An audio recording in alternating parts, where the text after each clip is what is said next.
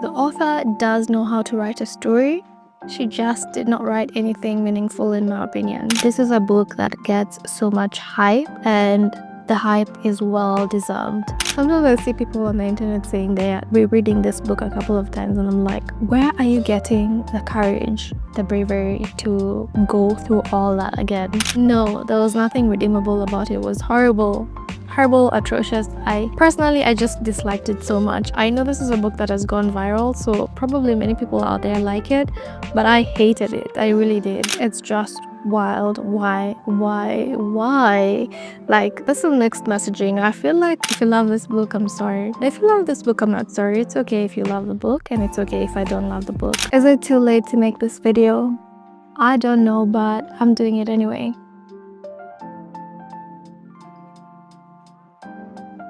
Hello, my name is Stacy, and welcome back to the channel. I read 50 books last year, so let's figure out which ones were worth it and which ones were trash. Today I'm going to be tier ranking every single book I read, including the ones that I DNF'd. So maybe in total I did not read 50 books if you exclude the books that I DNF'd, but I'm still gonna tell myself that I read 50 books. Okay, on to the tier rank.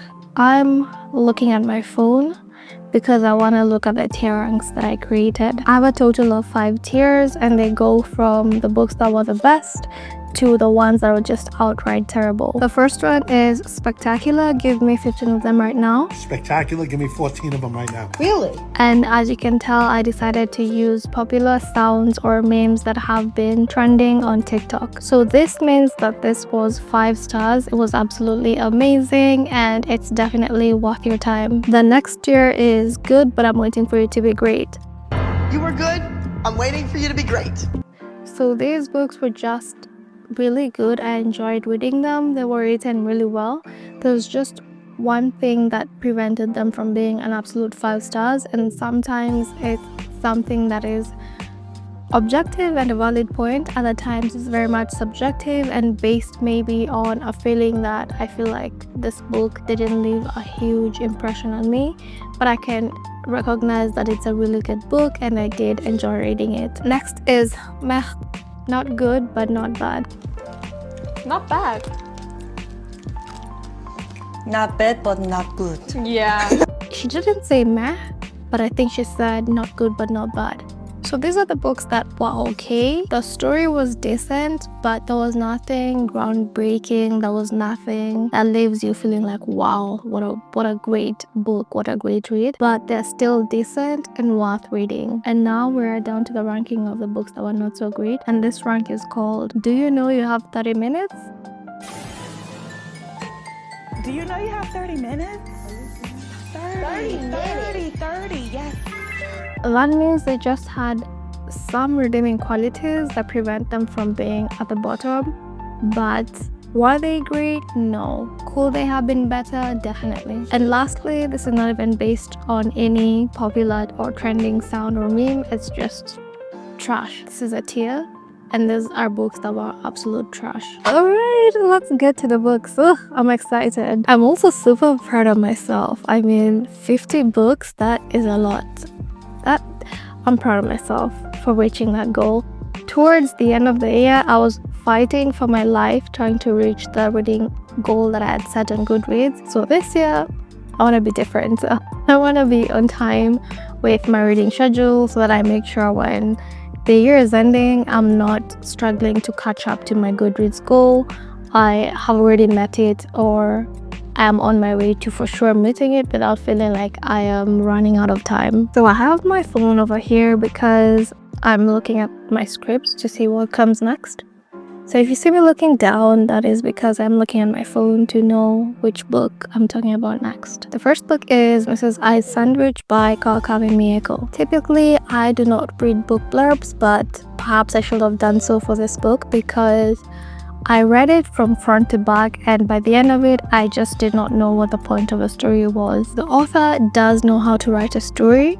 She just did not write anything meaningful in my opinion. This revolves around a boy who is still in high school, I believe, and he goes to the store to buy sandwiches, and One day he spots a shop attendant and sort of develops a crush on the shop attendant. So now he makes it a point to go to the store to buy sandwiches just so that he can see the shop attendant.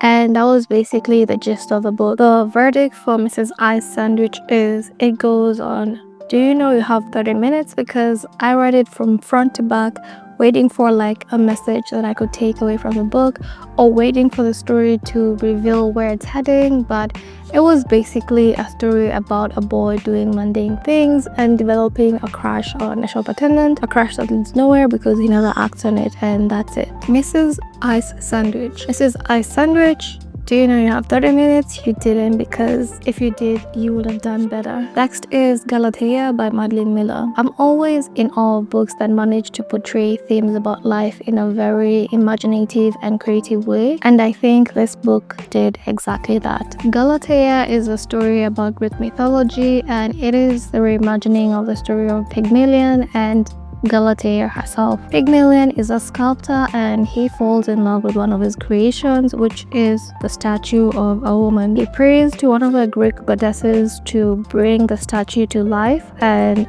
his prayers get answered. So the statue turns into a woman known as Galatea, and Galatea becomes his wife. Galatea came from Pygmalion's creation, so he feels she is his property and he does treat her as property. He expects nothing but absolute obedience and adoration, I suppose. And when Galatea begins to show signs of autonomy, he locks her up in some sort of hospital. In the hospital, she seems to be under constant supervision from nurses or doctors, and it seems like they have been led to believe, or maybe they do know but they just don't care, but it does seem like they have been led to believe that she has some mental health issues and that's why she is in confinement.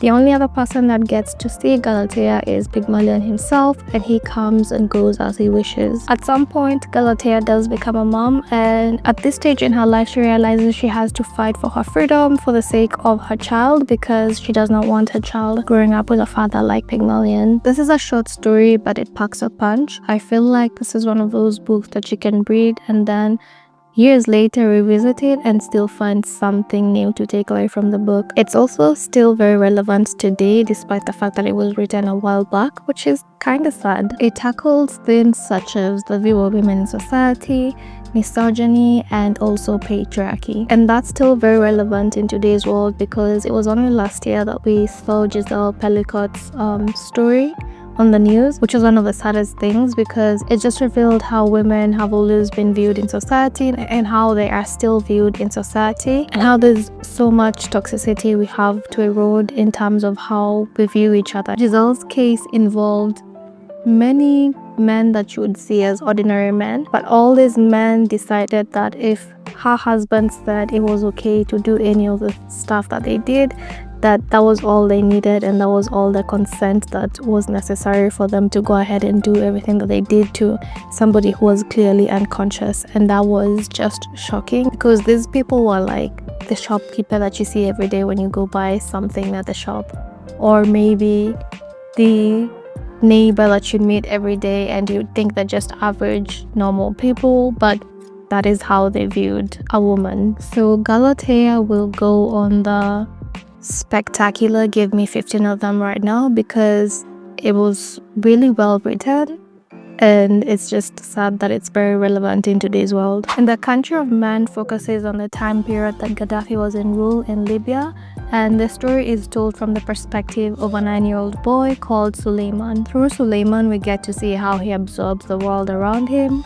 during the rule of one of the most controversial leaders that Libya has ever had. We see how he views and interprets interactions with his mother and his father, both separately and together as a family. We also see how he views the world outside his family unit, and how he interprets his parents and also other adults as they try to navigate life during Gaddafi's rule. Truth be told, I would never have picked this book up. I don't think it would have even been on my radar had it not been a book club pick that was the book of the month. So this happened to be the book, and book club isn't fun if you haven't read the book that is being talked about, because you can't contribute to the conversation. So that is why I ended up reading this from front to back. This book for me is one of those books that just affirmed why literature is so important and why it's important that it's accessible to everyone. You know, to be able to learn stories of people you maybe would never meet,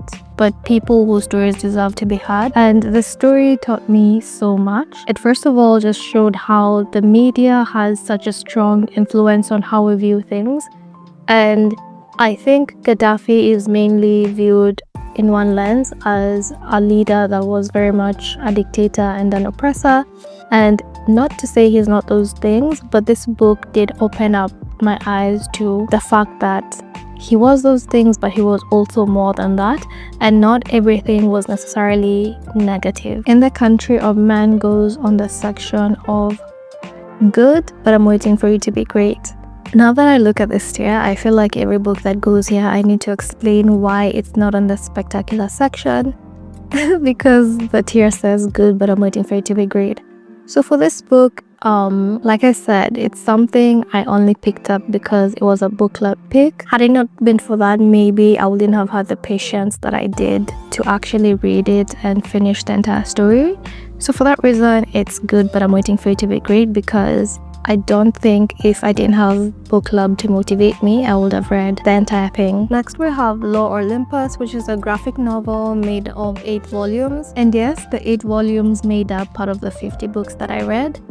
If you can't tell already, towards the end of the year, I realized I wasn't gonna make my goal unless I found some short books. So I did read a few graphic novels and short stories to reach my goal, but that still counts. So we're counting it. I read all of Lore Olympus on Webtoon for free, and prior to that it had been a while since I'd been on Webtoon, and it was kind of sad to find out that Webtoon is no longer completely free. You know, now if you want to read something, you do have to watch a bunch of ads before the book itself opens, and that's kind of sad because I follow a bunch of Webtoon creators on YouTube, and all of them say that what they earn from Webtoon is enough to only buy like a pair of socks. And that's really sad because Webtoon is such a big platform.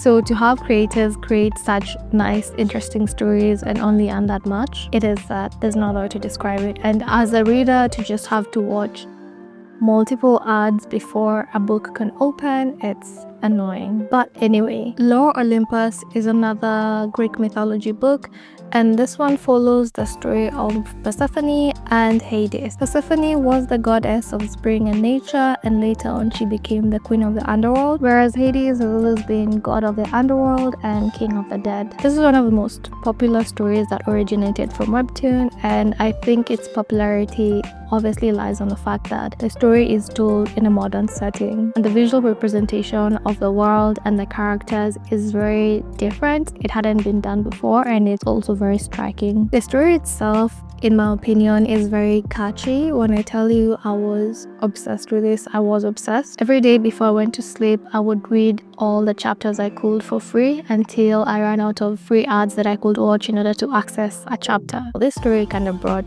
joy into my world in a way that I don't know how to express. So for those reasons, I will place Lore Olympus on spectacular. Give me 15 of them right now. It's not a groundbreaking story, but the truth is I would read this all over again in a heartbeat. So because of that, it's gonna go on spectacular. Give me 15 of them right now. Next is The Madwoman of Serrano. This is another book club pick that I read only because of a book club that I joined. And while I have mentioned I so much appreciated In the Country of Men, I sadly cannot say the same thing about this book. It was very much confusing. It felt like a fever dream, and at the end of it, I do not know that it said anything important. The story kind of felt all over the place, and for a book that is called The Madwoman of Serrano, the Serrano character was barely there, and she was not an influence in how the plot developed, which was something that kind of annoyed me. So for those reasons, I think this naturally goes in the pile of, do you know you have 30 minutes?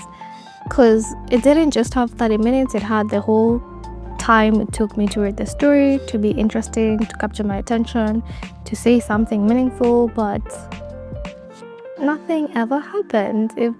A lot happened actually, but it was all very confusing and I didn't feel like it had any meaning or value. Next, in an attempt to revisit some of the books that brought me joy as a child, I decided to read Goosebumps, and I read a total of 3 books.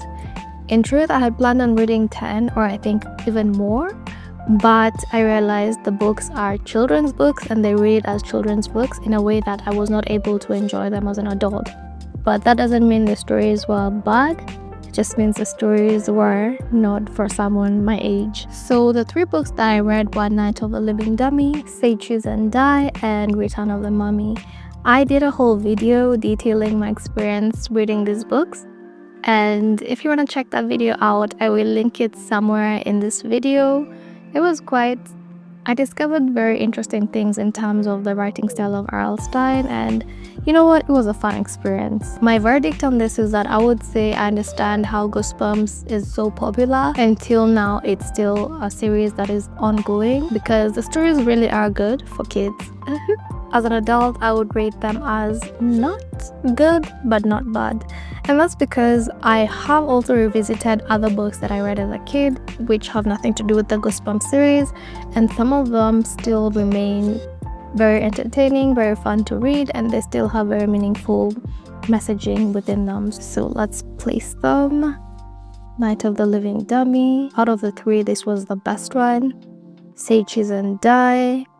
This was I think the first book that was ever published, and it was great. And then Return of the Mummy.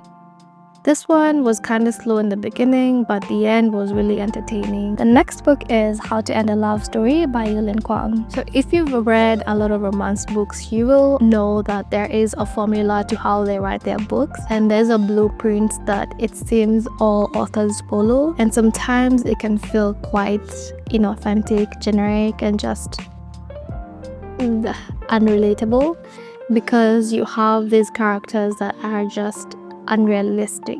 The men are always 6 foot and above, the women are tiny, petite, or something like that. And after a while, I realized I couldn't even read any of those books while being able to picture the characters as real humans. I was starting to picture them as dolls because they felt like dolls. They might as well have been Ken and Barbie for all I knew. And it was starting to feel like it's not so fun to read romance books. But then I encountered How to End a Love Story, and this is a book that has characters that are flawed but still wonderful in their own way. And honestly, I just enjoyed reading their story. I loved how not everything was perfect. There actually were people who are just navigating life, both the ups and the downs. So this romance book is one that I would definitely recommend if you're looking for romance, because it has both depth and the happy ending that we always want from the romance genre. So this will go in good, but I'm waiting for it to be great, because while I felt the story had depth and it was a really good story, there's just something about this formula that romance authors always follow that just, I feel like, personally for me, prevents me from feeling like a book left a huge impression on me or just touched me deeply, because the story is so formulaic in a way. But out of all the romance books I've read, this one was really nice, like I've said, so it goes on the good, but I'm waiting for it to be great section. P.S. On my script, it doesn't say that. On my script, it says meh, not good but not bad. But after looking at it again, I'm like, no, this was nice to read. It was fun. The next book is These Letters End in Tears, and it's set in Cameroon, where same-sex relationships are punishable by law. While this book didn't lead me to actually crying, it did break my heart, and till now, when I think about it, it's such a beautiful story, but it's also such a sad story that is just heartbreaking. We follow our main character Bessem, who is sort of writing these letters to Fatima, who is the person that she loves. This story portrays the experience of being queer in a country where queerness is punishable by law, and it's punishable in the most brutal of ways. People can get jail time for 5 years and above. People are tortured, people are killed, and living in such a setting, it was quite sad yet interesting to read about, because I also live in a country where all this is not legal, but it's not actually enforced on ground. So I know of certain people who are openly queer, or especially on their social media, and it's not really enforced. It is in the laws that this is not legal or acceptable, but it's not really enforced. But to read a story about characters who live in a country where this is enforced by law and people are literally hunted down because they were ousted as queer, it was a lot, and it was just beautiful in its sadness. Who should read this? Absolutely everyone should read this. The story is just very, it touched my heart, and it just teaches you the value of always putting humanity in front of everything that you do, and knowing that everyone, regardless of how different they are from you or how different their values are from yours, deserves to be treated with kindness and respect, as long as, of course, they are not harming anyone. And being part of the LGBTQ community has never been something that is harmful to other people. So this is a book I would gladly reread again, and I am thinking that every year from now on I will take 1 month where I read books I have read in the past, books that really touched my heart, and books that I felt had something very meaningful and powerful to say, and books that, of course, I just genuinely enjoyed reading, and this is one of those books. So, of course, after saying all that, These Letters End in Tears is gonna go on the spectacular. Give me 15 of them right now because I loved it and I would gladly read it again. The next 3 books are by Ali Hazelwood, and they are Bride, Not in Love, and Love on the Brain. What can I say? These, of course, are all in the romance genre, and like I've said, there's a blueprint that these authors seem to use, and that blueprint is like crack. Once you get a taste, you can read a million of them and be very entertained. But the thing is, I have realized after a while I start to feel empty, because I feel like, well, some of them have a message that teaches me something new about life, or maybe challenges how I view the world. A lot of them are just there for the vibes, and don't get me wrong, the vibes are fun. It's just too much of anything is always bad, and I think that is the case. Truth be told, I partly read these because they were very popular and trending at the time. And when I say popular and trending, I'm talking about Bride and Not in Love. And Ali Hazelwood in general is an author whose books are very popular, so that is why I read 3 back-to-back books by this author. Bride is a paranormal romance that is following a vampire and a werewolf, and I have to say, there is something about paranormal romance that just gets me. Like, I feel like I always tell myself I want to read widely, I want to read something different, and I want to read stuff that has more serious themes as opposed to a vampire and a werewolf falling in love. But you place a paranormal romance in front of me, chances are I'm gonna read that book in a matter of days, even one day probably, because there's something about them that is just a drag. But then later on I find myself thinking, why exactly is it that I love such books and such stories? I do not have the answer. Anyway, Bride is a story that I genuinely enjoyed, and I am not gonna be in denial about that. So I am gonna place it on good, but I'm waiting for it to be great. Next is Not in Love, and this one I sadly hated because I feel like it was shallow. This follows 2 main characters, and one character is emotionally unavailable. So the bulk of the relationship is one that is very much steamy and spicy, but there's honestly no depth to the relationship, in my opinion. I think for me, when it comes to romance, I do need the characters to build emotional intimacy before we have any other kind of intimacy, like physical intimacy. So when I come across a story where physical intimacy is what leads the story, I don't know, it feels inauthentic. I can't believe that they're in love with the same intensity that the story is trying to tell me they are in love. So Not in Love will go on the do you know you have 30 minutes? Because the book did not know. Next is Love on the Brain, and this is another one that I think was even worse than Not in Love. I truly disliked the female character because If you don't tell me this is a love story among adults and you turn this character into a child, I will believe she is a child, because that was her personality. It was like a child, the personality of a child was taken and imbued into a grown-up, and we're told, yes, this is how a grown-up behaves, this is how a grown-up acts, and yeah, you just need to accept it. And I couldn't accept it. She was annoying as hell. Love on the Brain follows two characters in STEM. I'm not sure exactly what they did, I can't remember, but I think they were new engineers, and they are hired by NASA to lead a team that is supposed to work on some important project, and they're made to be co-chairs. So prior to that, they did go to the same school, but for whatever reason, the female character decided that they were enemies.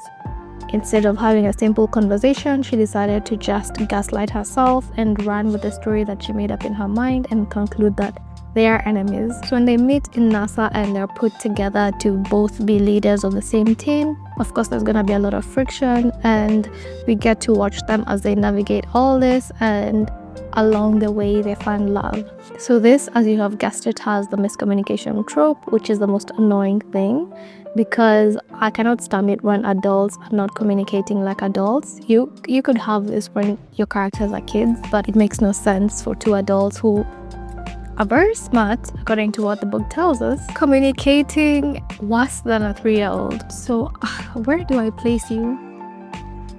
It's between do you know you have 30 minutes or trash. I feel like trash is a bit harsh, but at the same time I feel like Not in Love was better than Love on the Brain, so I don't know.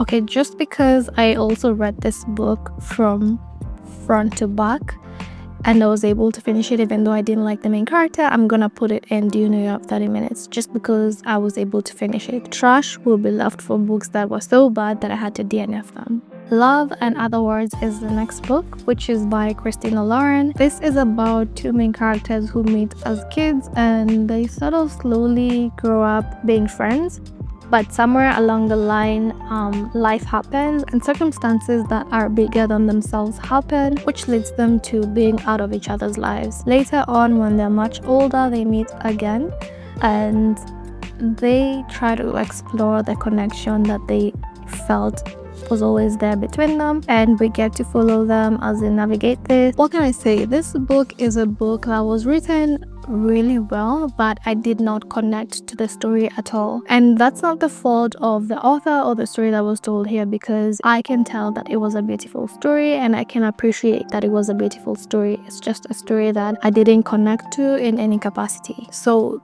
Love and Other Words really wasn't for me, but for sure it is for somebody else, and I'm sure it's for a lot of people because it is a popular romance book, and I have seen a bunch of booktubers who I love and whose content I'm always watching say how much they adore this book. So for those reasons, I will put you in not good but not bad, because you are just meh for me. Next is It Ends With Us by Colleen Hoover, and I feel like anything Colleen Hoover touches always ends up being something with so much drama around it. This was arguably the most controversial story of 2024, and not because of the book itself, but because of because of the book itself, but mainly because of everything else that happened around this. So if you know It Ends With Us, you know the movie adaptation came out last year and it starred Blake Lively and Justin Baldoni, and oh my god, so much drama. But anyway, back to the book. So It Ends With Us follows our main character Lily, and she quits her job in marketing to open a flower shop. That is when she meets our main male character Ryle Kincaid, and a romantic relationship starts at that point. It Ends With Us is a story about domestic violence, and honestly, the book itself is something that portrays domestic violence really well. I think it captures the answer to the question that unfortunately a lot of victims are always asked, which is why did they stay when they were in an abusive relationship? And It Ends With Us really portrays the aspects and the nuances that go on that make people stay in these relationships that are very much unhealthy for them. The only critique that I have is that when you're dealing with a character like Ryle Kincaid, there are moments where he seemed to be understanding or capable of having a conversation that is healthy for both parties. But I think in real life that is not the case. In real life, you will be gaslit, you will be shamed, you will be the person that they're angry at, instead of having a simple healthy conversation of how you can navigate a relationship in a healthy way. So that was the only thing that I felt like wasn't captured accurately, but otherwise I think this is a great story that is told here. I haven't read a lot of Colleen Hoover books, and she gets a lot of hate for having books that are not that good, but I think this one is a good one and it is worth reading. So for those reasons, I will place It Ends With Us on the good, but I'm waiting for it to be great, because honestly it was a good story. It's something I would easily read again because it's a decent story. Next is The Cat Who Saved Books, and this one made me so sad because I really love cats and I'm always ready to read any book that has a cat as it's one of the main characters. So I was very excited when I picked this up. I thought it was gonna be cozy and fun and just everything nice. Not me sounding like Professor X, Professor Utanium, the Powerpuff Girls' dad. The story takes place in a bookshop that is about to be closed because the owner suddenly passed away, but then the nephew of the owner takes over the bookshop and it remains open. And while this boy is in the bookshop, he is approached by a cat that seems to be residing in the bookshop, and this cat asks for help to save books that have been imprisoned in some shape or form. So at first, the boy is shocked to encounter a talking cat like anyone would, but eventually he decides to help, and this leads to the boy and the cat going on these adventures to alternate dimensions to rescue books that have been imprisoned. I thought I was gonna love this so much. It sounds like cozy fantasy, which is just right up my alley, but I wanted to love the cat so much, but I just ended up hating the cat, because I realized when you see cats doing the things they do, it's very cute when you're watching a cat do that. But once you personify a cat and give a voice to match their actions, it quickly turns from cute to obnoxious, because that is obnoxious behavior if it were coming from a human being. And that is what happened. I ended up disliking the cat. Also, the story itself was very preachy and forcing you to see the world in a certain way. So instead of feeling like I'm simply reading a story, I was feeling like I'm being told what to do or how to think. So this will go on the Do You Know You Have 30 Minutes section, because I did read it till the end, but I didn't enjoy it that much. Next is A Psalm for the Wild Built. This is a book everyone should read because it just has such a wholesome message that will always be helpful and come in handy when just you feel like things in life are a bit difficult. For me, that was the case. I was reading this book when I was really feeling very low at the time, and it was one of a few things that did help me in its own way, and it just has a very comforting message that I appreciated at the time. I think I talked about this in my video where I was recommending cozy fantasy, and I went in depth about what I loved about this story, what it's about, and why it's so wonderful to read. So if you're curious to know my thoughts on A Psalm for the Wild Built, then feel free to check out that video. I will link it somewhere on the screen. This is obviously gonna go on the spectacular. Give me 15 of them right now because it is just that good. Next is another cozy fantasy book, and this is Emily Wilde's Encyclopedia of Fairies, and this is also another book that is just wonderful to read. The world that is created within this story is so magical. I can still remember parts of it in my mind every time I say this book, and that's something I feel is difficult to achieve, and this author, she just did so well in terms of building this fantasy world full of magic, full of fairies and all that, and making it seem so magical and deliverable. So Emily Wilde's Encyclopedia of Fairies follows our main character, who is a Cambridge professor, and she's on a mission to write the world's first dictionary of fae. So she travels to some village known as Haravnik because it is close to this enchanted forest where fae are known to reside, and there she plans to do her research that is gonna help her finish her book. In terms of tier ranking, I will place it on the spectacular, gave me 15 of them right now tier because it was a joy to read it. Another cozy fantasy, which is the Very Secret Society of Irregular Witches. Love this book. I adore this book. One that I would gladly reread, and one that I do intend on rereading later on at some point. It's just wholesome vibes. So if you're looking for wholesome vibes with a bit of magic and fantasy, this is your book. This has the found family trope. It has magic, it has friendship, it just has everything you'd want in a fantasy book, and it's all wrapped up in a really wholesome story. So this goes on the spectacular, give me 15 of them right now because it is amazing. Legends and Lattes. Again, we're still in the cozy fantasy genre, and this is another one that I fell in love with. In my mind, I just remember how much I enjoyed reading this. I was seated in my room just as I am, and I was using my laptop, and I played, I think the background music was just the sound of a fireplace, and I read this book in a matter of days because it was just so good. If you're looking for cozy fantasy and you do not know where to start, this is the first book that I would recommend. It follows an orc who has decided to give up her life of fighting, and instead she's gonna open up a coffee shop, and that's gonna be her new life. So we follow her as she tries to figure out how to find a place that would be suitable to have a coffee shop, how to run a coffee shop business, how to attract customers, and it's all very calming, wholesome, with fantasy elements that are very low stakes, and it's just, I loved it.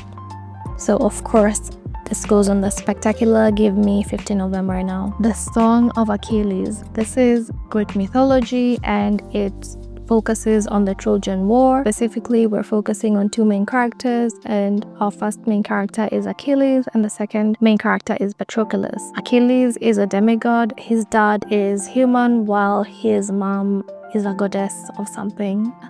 I have forgotten she's a goddess of what, but she is. Patroclus happens to be the son of a king, but he was exiled and sent to live in the kingdom of Achilles' dad, and that's where the two meet, and they form a bond that really lasts their lifetime in this book. I feel like at first when I read this book, I did not appreciate this story, but once I was done with the story and I just decided to think about it, I realized that this was such a wonderful story.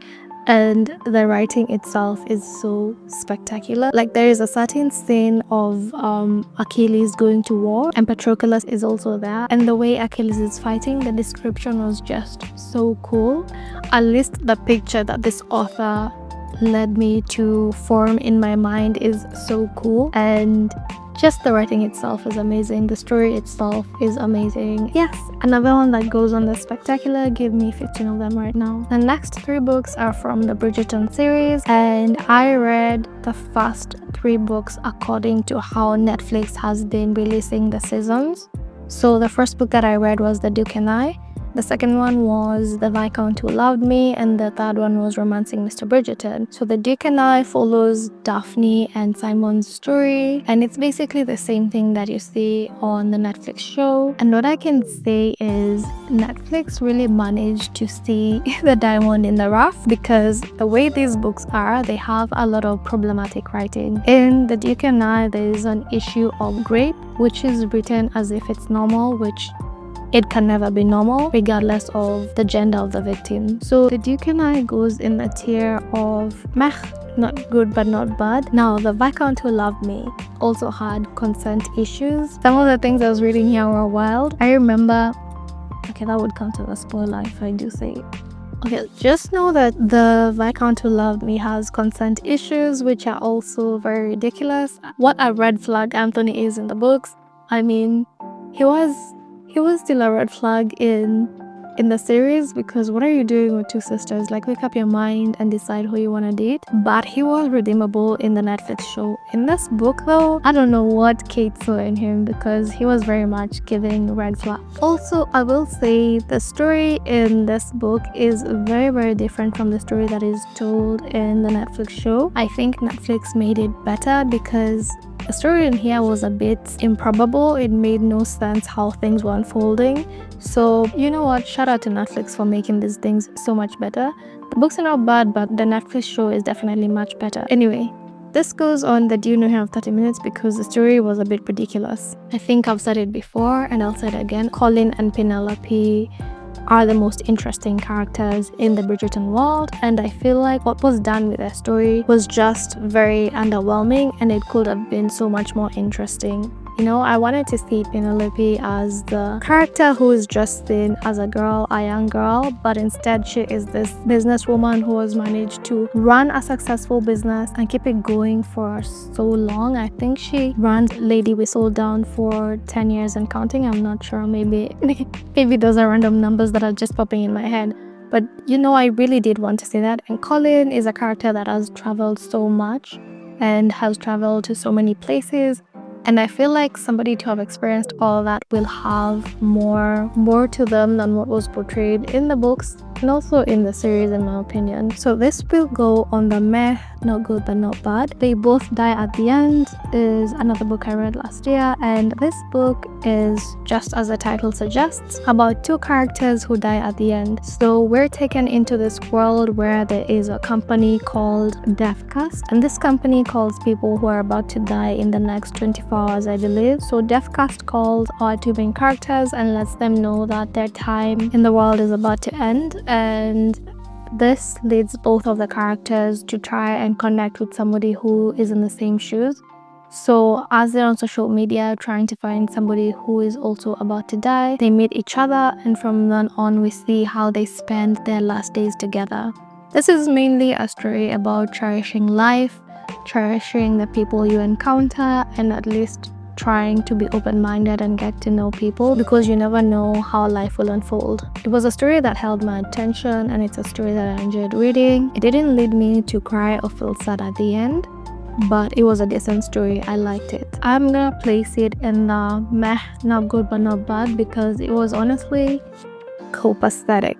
It was alright. Favorite Thumb, another story that deals with grief, and this time we are following a teenager who is about to graduate. Just as she's about to graduate, she loses her boyfriend, unfortunately, and this is the first time she's experiencing grief, and we see how she navigates this situation and how she tries to find a way back to recovery or back to processing her grief in a healthy way. It's a sad story. It's on the same level as They Both Die at the End, but it's also a story that is really well written, and it's one that honestly, personally, I enjoyed reading. So for those reasons, I'm gonna place it on meh, not good but not bad, because it was again okay. Next is Strange Weather in Tokyo, and that is a book I picked solely because of its cover. I just thought it looked so interesting and I wanted to know what story lies behind the cover. It also happened to be Japanese literature, and Japanese literature has a soft spot in my heart. I am always excited to read a book that is Japanese literature because I think they write their stories so well and so beautifully. So I didn't need much convincing to pick this book up, but unfortunately I ended up not liking it. I was kind of weirded out by the whole concept of the story. Imagine you're in your late 40s and you run into your high school teacher. For whatever reason, you decide that you want to keep hanging out with him, and so the two of you continue seeing each other. Eventually, the relationship becomes something more, and at some point he dies because yes, he was that old. That is basically Strange Weather in Tokyo in a nutshell, and I'm sorry for anyone who didn't want any spoilers. I'm gonna put a spoiler warning on this section before I continue because that is basically the gist of the story. And I was just weirded out. I do not care if the main character was in her 40s and she was an adult in every sense of the word. It was just still weird because the guy was old enough to be her grandpa, and honestly the relationship itself, how it was written, was also weird. They regarded each other the same way a teacher would regard a student and a student would regard their teacher. So sometimes she would say something that is maybe grammatically incorrect and he would correct her and tell her, I remember I taught you this in school, how come it's not something you paid attention to? And she would refer to him as sensei. I do not know if she got to know his real name actually, because for the most part she referred to him as sensei, which I think in Japanese means teacher, instructor, or something like that. So that most of the book, I do not recall the main character ever mentioning his name. She always referred to him as sensei and was interacting with him the same way you would interact with a teacher, as if the teacher is somebody who knows more than you do, therefore you want to learn from them, and that just made it weird. Perhaps it would have been okay if they were written as two adults interacting with each other regardless of their huge age gap, but because the author decided to also make the relationship seem like a relationship of a teacher and a student, it was very weird for me. Also, this story is very much slice of life heavy, and I am learning there's such a thing as too much slice of life. Sometimes if it's overdone, it becomes boring, and sadly that was the case for this book. I remember at some point I quite literally fell asleep, and because I was listening to the audiobook while simultaneously reading the book, when I woke up I had to keep rewinding till I could remember where I had left off. That's how unfortunately bored I was, and in conclusion I just did not like it. Strange Weather in Tokyo goes on the do you know you have 30 minutes section, because what is even preventing me from putting it on trash? What is preventing me from putting it on the trash section is that I read worse books that do deserve to be there, and this one, the author knows how to write. It's just what she was writing was not interesting to me. If you love this book, I'm sorry. If you love this book, I'm not sorry. It's okay if you love the book, and it's okay if I don't love the book. Next is The Egg. This is a very short story. I believe it was about 3 or 4 pages, and it tries to answer the question of how life came to be and what happens after we die. I think what is written in this book is something that would have been very monumental a few years back, but right now when I was reading it I felt like I've probably read a version of this in another book somewhere. It's not that groundbreaking of a narrative, and it felt like it's something I've definitely heard before. It wasn't bad by any means. It's only 3 or 4 pages, so definitely worth checking out, especially if you're trying to hit a reading goal. It's a nice place to start. The Egg will go on the section of meh, not good but not bad. Next is And Every Morning the Way Home Gets Longer, and this is a story by Frederick Backman. What can I say? I haven't read a lot of Frederick Backman books. This would make the second book, but I just feel that from his writing, he really is not capable of writing a bad book. He just has this unique way of capturing the most simple things about life in very profound and deeply touching ways. This year, I think I definitely want to read more of his books. I know he has a new book coming out this year, and I can't wait to pick it up and see what it's all about. This story is another gut-wrenching one. It's very sad. It's about a man who has been diagnosed with Alzheimer's, and he is slowly forgetting the world around him. He has a son and a grandson who are currently in his life, and we see how his mind is breaking down and forgetting so many things about the life he has led. What's so unique about how this story is told is that we are essentially inside his mind, and we're seeing his brain as it deteriorates and start to forget things, but also seeing how the brain is fighting and trying to put the pieces that seem to be missing back together. And it's such an interesting way of depicting Alzheimer's, because to be literally in a character's brain and for the story to be written in a way that we're seeing how the brain is breaking down was so, I thought, unique. And Every Morning the Way Home Gets Longer and Longer will obviously go in spectacular. Give me 15 of them right now. Next is A Little Life by Hanya Yanagihara. You know, I've read, even in this list, I have read a couple of books that are definitely sad, but nothing has ever affected me the way A Little Life affected me. I was shedding actual tears reading some of the chapters in this book, and when the story unfolded itself for what it is, it was just the saddest thing ever. I think I did another video where I went into detail about what about this is so sad, and for me what made it so sad is that sometimes I watch real life stories of people who have been through difficult things, and there are certain videos I've seen that are a direct reflection of what is in this book.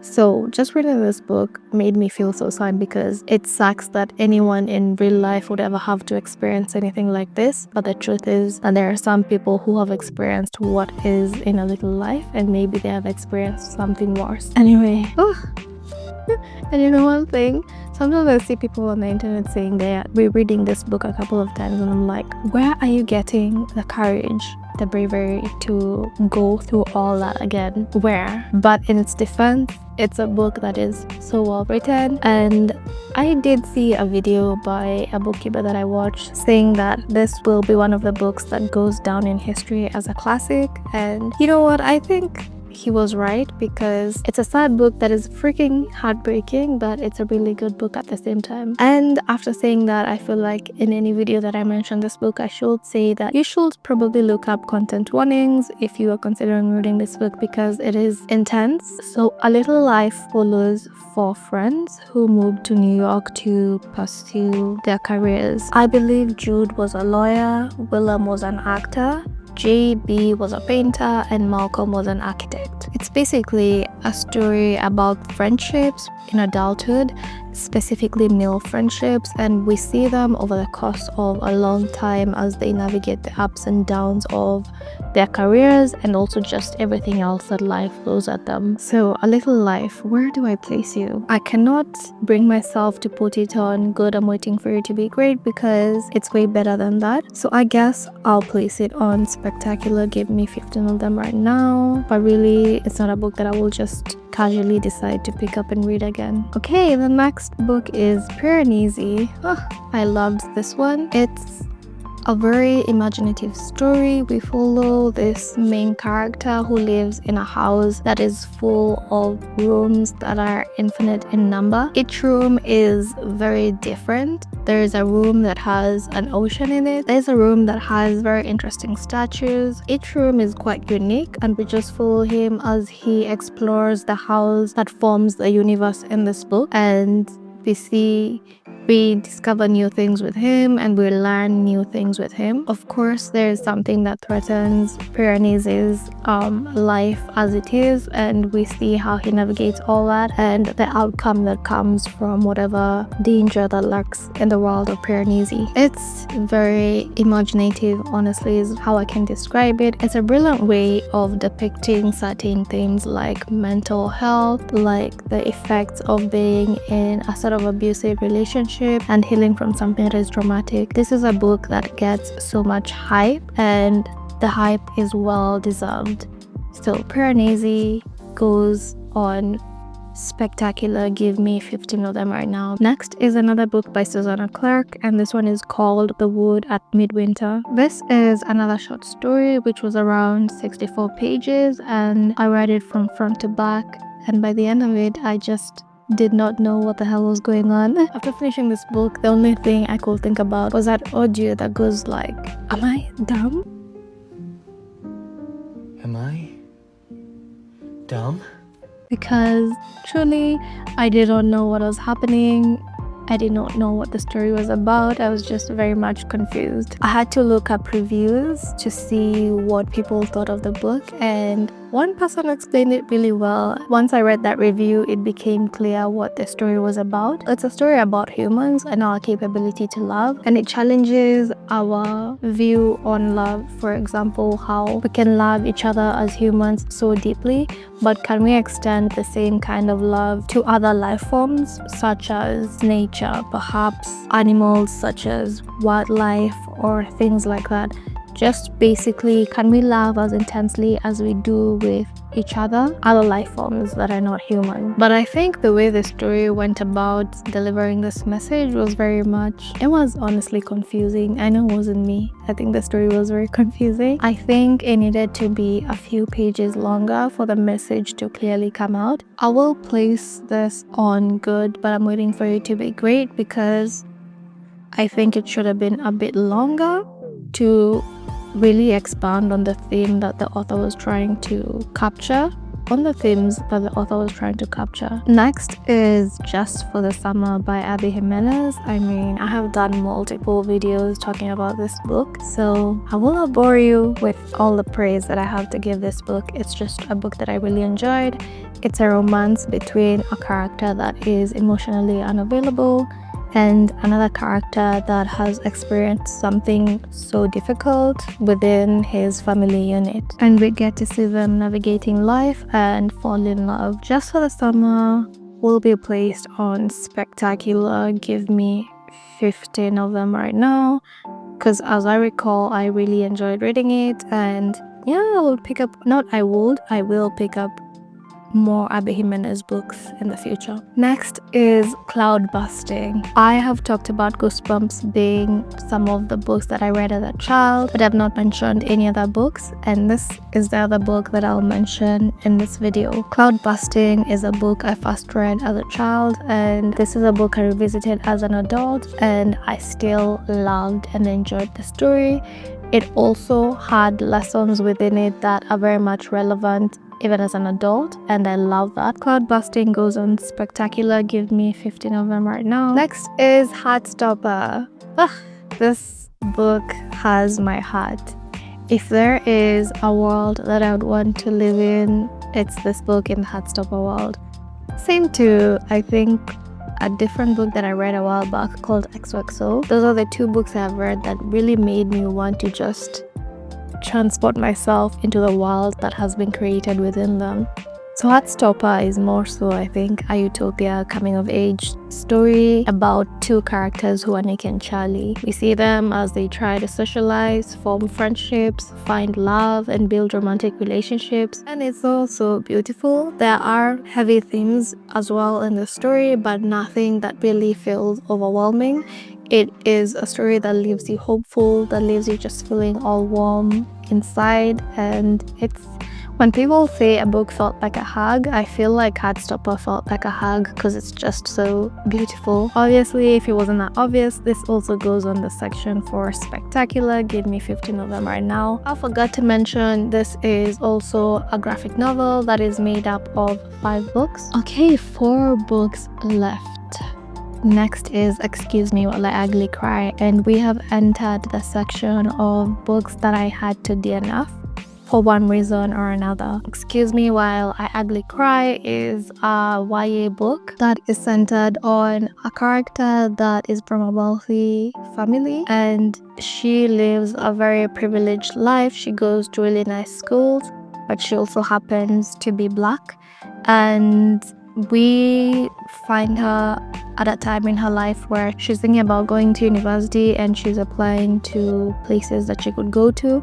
She's also feeling a lot of pressure from her parents because her parents are very successful individuals who expect her to be accepted into certain schools, but she doubts herself and feels like she may not enter these schools because of her grades.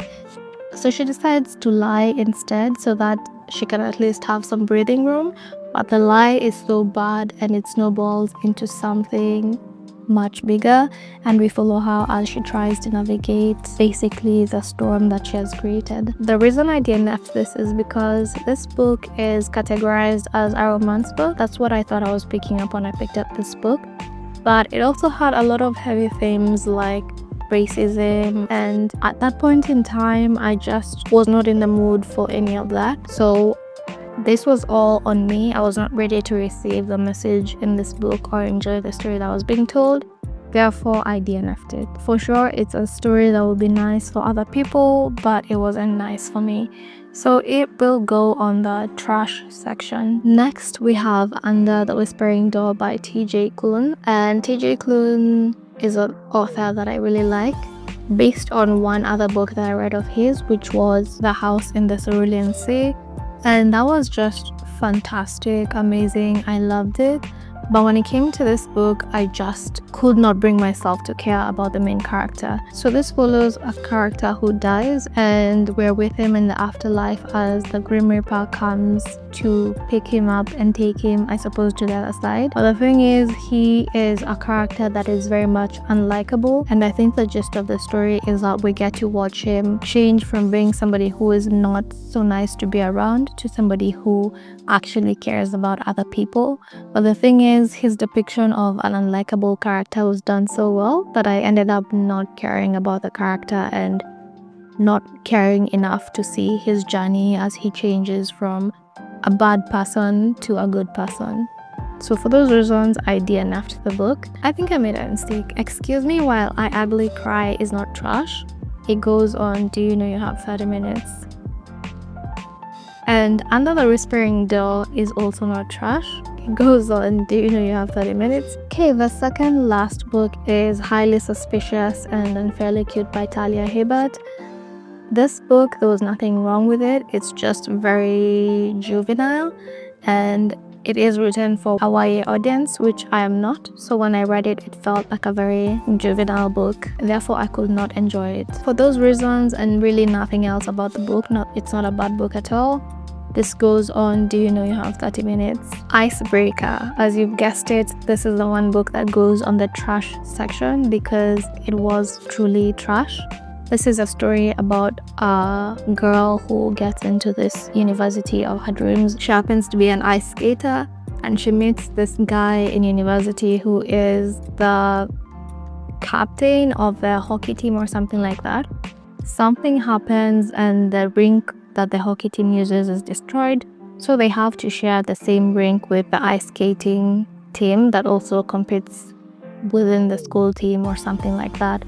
And of course, from there, the two main characters are forced to interact one way or another, and I suppose something blooms between the two of them, although I didn't stick around long enough to see how their story unfolded because the way the writing was so... We're having scenes where the characters are getting it on in an Uber with other people around. For some reason, this main character does not like wearing underwear, which is like, girl, get you some manners. It was very much insta love with a lot of spice. It was filthy when it came to the spice. I think this book is just... No, there was nothing redeemable about it. It was horrible, atrocious. Personally, I just disliked it so much. I know this is a book that has gone viral, so probably many people out there like it, but I hated it. I really did. And the fact that it has a cover that looks like a children's book, it's just wild. Why? Like, this is mixed messaging. I feel like if I was back when I was in high school, if I saw this, I would think it's a really fun story, and I will pick it up and read it, only to discover things that probably I should not have been reading at my age. Icebreaker, the one book that falls into the trash section. And that is it. 50 books tier ranked according to what was good, what was okay, and what was downright terrible. I hope you enjoyed this and you found a book or two that you'd be curious to pick up. And if you saw a book that you've read, I wonder if you have the same thoughts as me or you think differently about how I've ranked them. In any case, thank you so much for watching. Make sure to subscribe to my channel for more bookish content, and I will see you in the next one.